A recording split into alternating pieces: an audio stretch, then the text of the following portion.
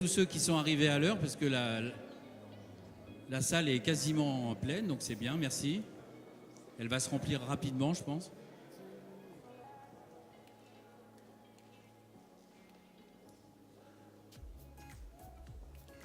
Donc l'après-midi va se terminer avec Sylvie.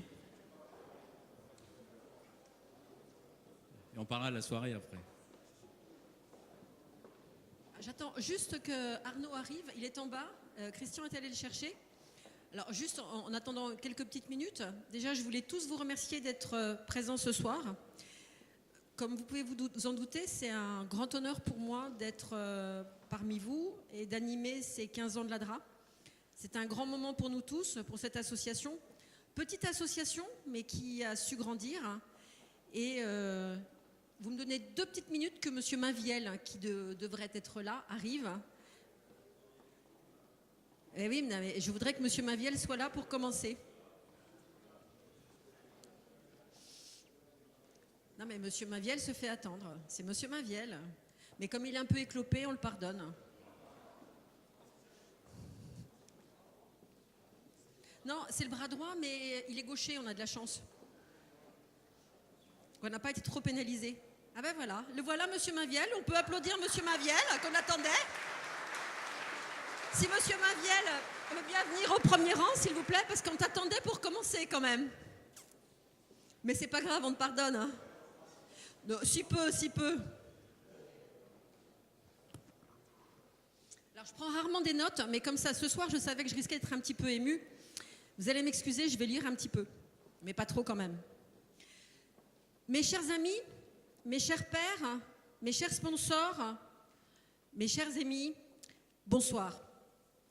Je suis ravie et surtout extrêmement honorée de la tâche qui m'est allouée ce soir, qui est d'ouvrir la soirée qui célèbre l'anniversaire des 15 ans de l'ADRA. Cette association n'aurait jamais existé sans ses pères fondateurs qui, à une exception près, qui regrettent de ne pas être parmi nous, sont tous présents dans la salle ce soir. Je voudrais que nous les remercions tous chaleureusement. Philippe Favier, Francis Lefebvre, Arnaud Maviel, Jean-Jacques Pazero, Roger Perrotin et François-Charles Rebex.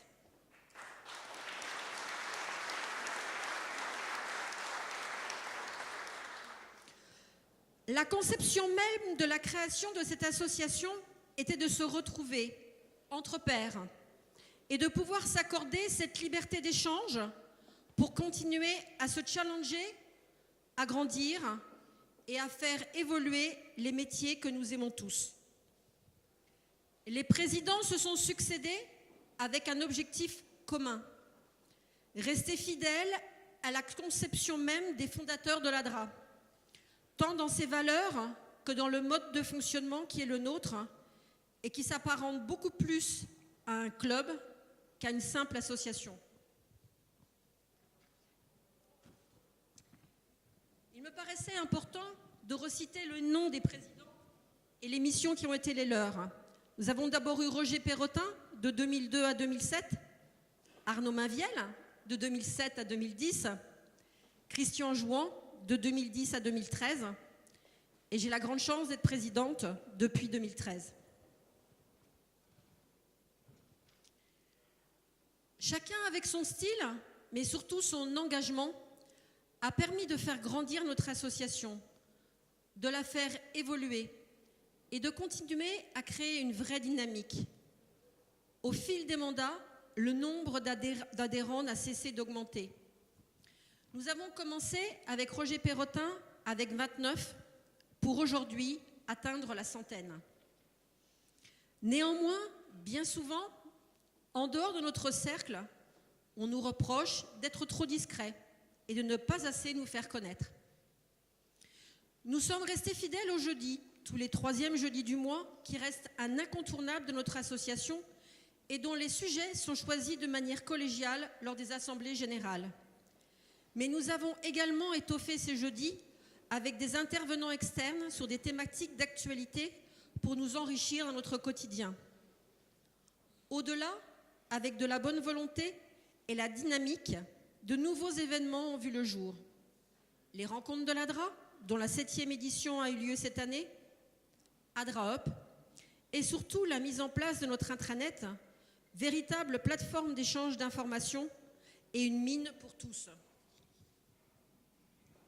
Durant ces 15 ans, la filière achat a beaucoup évolué et s'est considérablement transformée pour n'être plus vue uniquement comme un cost-killer, mais comme un partenaire des directions métiers et des directions générales dans le déploiement de leur stratégie. Pour adresser ces nouveaux sujets, il a fallu, et il faut encore, développer de nouvelles compétences que l'on appelle soft skills. Cependant, ce sont surtout l'empathie, l'écoute, l'adaptabilité et une énorme dose de diplomatie qui nous permettent d'affronter toutes les situations que nous pouvons vivre au quotidien. Comme si cette évolution en soi n'était pas déjà suffisante, nos acheteurs et nous-mêmes, de facto, devons également devenir de vrais risques managers. Et le réglementaire ne fait qu'alourdir notre tâche tous les jours. On parlait avant de moutons à 5 pattes. Je pense que cela ne va même plus être suffisant. De plus en plus également, notre management se fait à distance et nous devons être encore plus agiles tout en étant compliant. Que de challenge! Fort heureusement, la conduite du changement et quelques bons outils SI achat peuvent faciliter notre travail. Pour vous, mes amis, qui êtes là ce soir, et depuis l'origine, je pense que vous êtes les meilleurs témoins de cette évolution. Et vous pouvez et devez continuer à partager avec nous. Ce métier n'a pas fini d'évoluer. Et je pense, sincèrement, que c'est ce qui en fait sa richesse, malgré les critiques que nous pouvons subir, le sentiment que, même quand notre job est bien fait, c'est juste normal. Mais quel bonheur de se retrouver. Quel bonheur de pouvoir échanger et partager nos idées. Quel bonheur de pouvoir s'épauler les uns les autres dans les épreuves que nous traversons. Quel bonheur de pouvoir marcher ensemble sur ce chemin de l'évolution du monde des achats. Quel bonheur de pouvoir transmettre humblement aux plus jeunes. Quel bonheur d'être là aujourd'hui parmi vous. Mais tout cela n'aurait pas été possible sans nos sponsors qui croient en nous et nous accompagnent, pour certains depuis de longues années. Et je citerai Amexcard, Bayo, EasyPix, EPSA, Faceo FM, Ivalua, Eva Consulting, KLB, La Maison du Chocolat et Videlio. Nous avons travaillé sur un programme que nous espérons à la hauteur de vos attentes et surtout à la hauteur de cet anniversaire.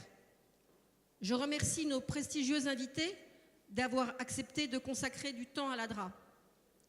Je voudrais aussi particulièrement remercier Martin de Neuville et Arnaud Maviel, mes pairs, mais surtout mes amis depuis de longues années, qui se sont investis sans relâche pour cet événement. Je vous remercie de les applaudir très chaleureusement.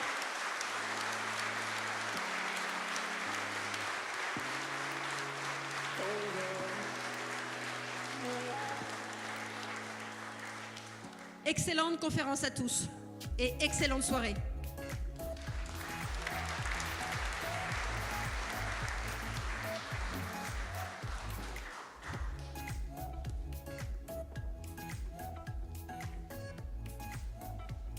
Alors Sylvie a parlé des sponsors. Donc en fait, on appelle ça sponsors, mais ce sont des partenaires. Sans eux, on n'arriverait pas à faire des soirées comme cela. Donc c'est important quand même qu'on les mette en valeur. Alors il y a différentes façons de les mettre en valeur. Soit ils s'expriment eux-mêmes et bon, il y a un peu un défilé comme ça a pu arriver déjà dans le passé.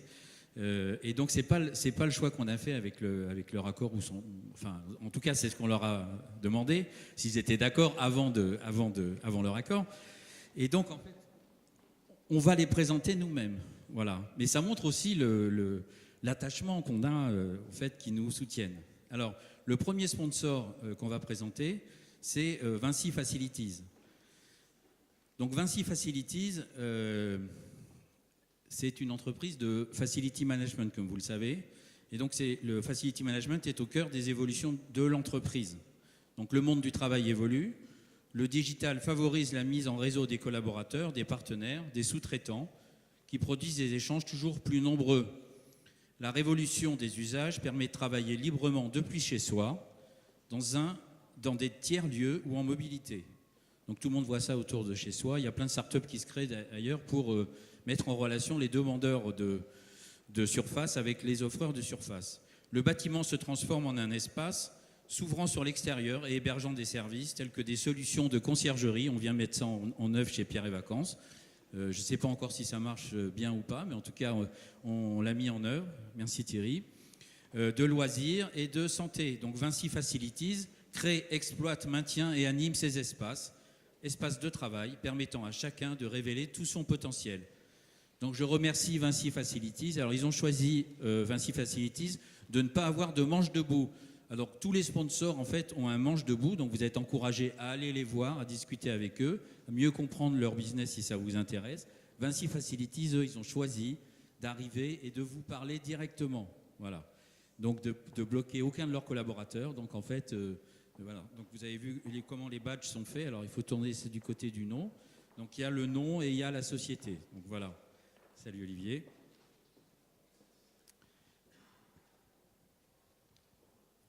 Deuxième sponsor, le groupe EPSA.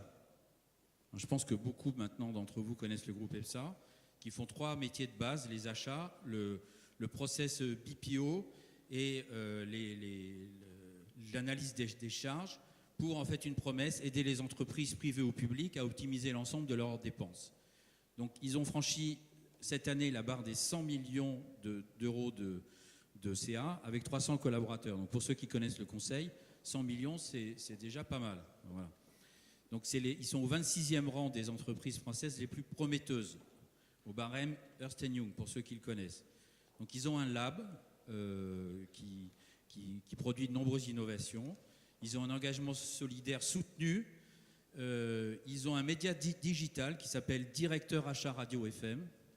Vous connaissez? Non? Il faut aller voir. Hein. Directeur Achat Radio FM. Et ils vont nous faire des nouvelles annonces, j'imagine, dans la presse ce soir. Voilà, donc ce soir, il y a leur président Mathieu Gufflet, et puis vous les connaissez, je pense, pour beaucoup.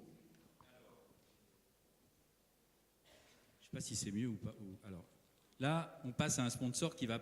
Alors, ils ne parlent pas tous, parce que c'était difficile, vous avez vu, la liste de Sylvie, ils sont 10, donc ce n'est pas facile de les faire tous parler. Mais on a demandé à l'un de parler, donc c'est le sponsor qui s'appelle Videlio. Donc c'est une entreprise que vous connaissez peut-être pas très bien. Videlio, donc son président est là, il va participer à la prochaine table ronde. Videlio, c'est une entreprise de services numériques leader sur les technologies de l'audiovisuel. Donc Videlio accompagne ses clients dans leur transformation digitale sur différents métiers.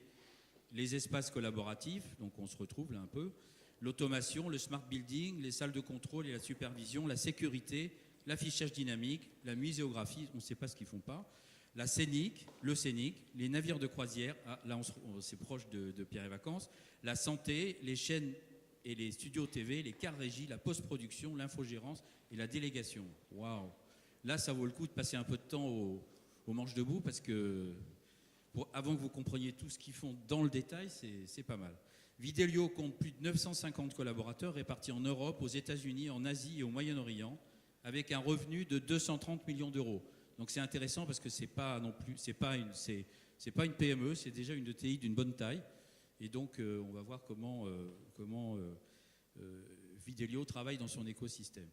Et donc grâce à son approche holistique des technologies de l'audiovisuel, Videlio accompagne ses clients à chaque étape de leur projet, conception, déploiement et optimisation.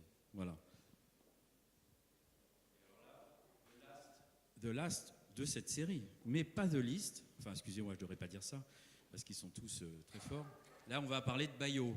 Donc Bayo, bon, Marc, tout le monde le connaît, je vais parler de lui encore après. Donc Bayo, premier cabinet indépendant français, spécialisé dans la transformation des achats et le développement des écosystèmes d'entreprises. Bayo Group accompagne depuis près de 20 ans des organisations publiques comme des grands groupes internationaux de tout secteur. dans la définition de stratégie, la gestion de projets de transformation, le pilotage de missions opérationnelles et le développement de compétences. Ces clients sont répartis sur les 4 continents, Asie, Afrique, Europe, Amérique. Certains sont membres de l'ADRA, d'autres pas. Donc ici, je vous cite quelques clients que Marc m'a autorisé à citer: Air France, BPCE, Carrefour, Covea, Forestia, LVMH, Mairie de Paris, Nestlé, Seb. Bon, c'est une belle liste de clients, je les cite pas tous. On va attaquer la première table ronde qui va être animée par Marc Debetz. Donc Marc, tout le monde le connaît, comme je l'ai dit. Donc c'est le président de Bayo et d'une structure que moi personnellement je ne connaissais pas, qui s'appelle Apexagri, c'est ça? Apexagri, voilà. Donc Marc a créé et dirige Bayo. Après une longue expérience dans les achats, il est devenu directeur industriel, DRH, secrétaire général et DG d'une ETI française. Il présidait il y a encore quelques années la commission B2B du MEDEF, au sein de laquelle il a fait rentrer des directeurs achats. Il a créé il y a 3 ans Apexagri, qui est spécialisé dans le développement des filières agricoles, notamment en Afrique. Donc je passe la parole à Marc, qui va animer la première table ronde. Merci beaucoup.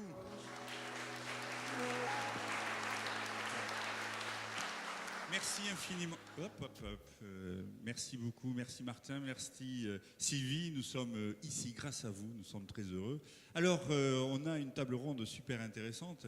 Venez, donc, je vous présente Sarah Etcheverry. Sarah Etcheverry, vous êtes directrice des achats d'une magnifique société que nous aimons tous, c'est la société Compass. Nous l'adorons parce que nous aimons manger. C'est ça? Eh bien, elle va nous raconter ça. Karine Caro, vous la connaissez, directrice des achats Monde du groupe Legrand, membre du COMEX, c'est ça, hein? Donc ça vous vaut des plaisirs nombreux. Thierry Bellon, tout le monde le connaît aussi, directeur général en charge des achats chez Air France, venu du contrôle de gestion, comme quoi on peut s'améliorer en vieillissant. Sympa, ouais, bravo. Et Pascal Zerates, donc voilà, une belle ETI, vous êtes président de Videlio. Je ne connaissais pas avant, mais je ne suis pas le seul, mais là, ça va s'arranger. Bon, alors, quand Martin et Sylvie organisent des trucs, ils sont sympas, ils disent, bon, alors vous allez parler des écosystèmes et des achats, donc merci pour le sujet, donc on a essayé de creuser. Et en fait, l'idée, c'était d'avoir une discussion. Hein, donc, a priori, on n'est pas censé avoir les réponses à tout. Mais en se disant, mais au fait, c'est quoi la dimension des écosystèmes?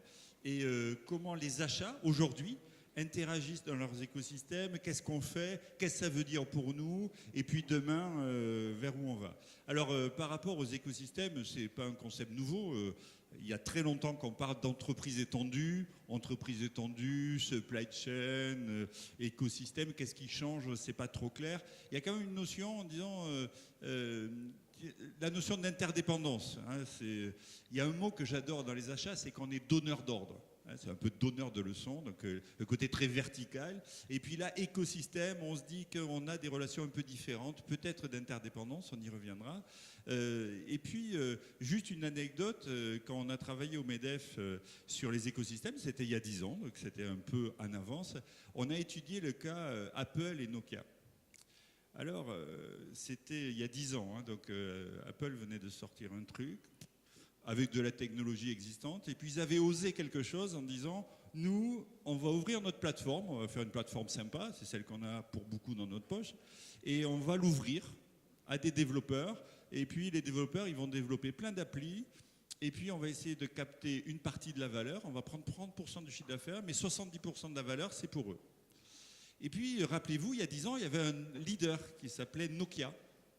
Et Nokia, il disait, moi je suis champion du monde du téléphone, champion du monde du smartphone, et donc moi je suis en position de leader, donc je vais prendre des sous-traitants et je vais leur donner 10 000 $ par application qu'ils vont développer, et puis évidemment je les paye, ça c'est bien normal, mais la valeur c'est pour moi, parce qu'après tout je suis le leader. Résultat du compte, pendant que Nokia développait 1000-1500 applications par an, Apple en faisait 10 000. ou 20 000 ou 50 000. Et en fait, il y a eu une création de valeur et quand on regarde la cotation en bourse d'Apple, elle suit exactement le développement des applications. Qu'est-ce que ça veut dire ça? Ça veut dire qu'Apple a fait un choix d'écosystème. Et ce qui est très intéressant, c'est Nokia a changé. Bon, ils ont vu qu'il y avait des problèmes, donc ils ont changé de patron, parce que c'est ça ce qu'on fait. Quand il y a des problèmes, on change de patron. Et du coup, ils ont recruté le patron, l'ex-DG de Microsoft. Et au bout de 4 semaines, ce patron venu de Microsoft, il dit, dans la presse, il dit « Nokia a raté le virage de l'écosystème ». C'était il y a 10 ans. Et les questions que je voudrais vous poser, c'est est-ce qu'on a envie d'être Nokia ou Apple? Et c'est ça pour introduire le débat. Alors, peut-être Sarah, en tant que directrice des achats de Compass, écosystème, ça veut dire quoi pour vous? Qu'est-ce que vous faites concrètement? Où est-ce que vous allez? Alors l'écosystème, c'est vrai que tu citais l'interdépendance, je crois que c'est vraiment hyper important de prendre ça en compte. On a une vraie interdépendance avec nos fournisseurs, avec nos clients. Aujourd'hui, ça veut dire aussi développer son écosystème, ça veut dire développer des relations efficaces avec chacun de ses partenaires. On ne parle pas uniquement des fournisseurs. Dans l'agroalimentaire et dans l'agriculture en général, on a aussi de nouveaux acteurs qui s'appellent des ONG. On pourrait citer L214 par exemple, de plus en plus médiatisés et médiatiques, et ce sont de nouveaux acteurs et de nouveaux partenaires avec lesquels il faut qu'on construise, même si on n'a pas forcément toujours les mêmes objectifs, je dirais des relations les plus efficaces possibles pour la pérennité du business et de la stratégie. Alors vous faites quoi dans ces filières agricoles? Alors dans les filières agricoles aujourd'hui, c'est un vaste sujet parce qu'il y a énormément de parties prenantes dans les filières agricoles. On commence par les éleveurs, mais on a aussi les coopératives, les distributeurs, les pouvoirs publics, ces ONG dont je vous parlais.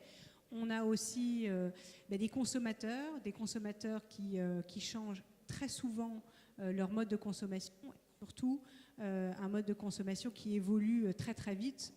On va parler de l'élevage par exemple. Aujourd'hui, les consommateurs veulent manger moins de viande, mais meilleure. Et on n'est pas sûr du tout qu'aujourd'hui, la structure de l'élevage en tant que telle est prête à faire cette transformation.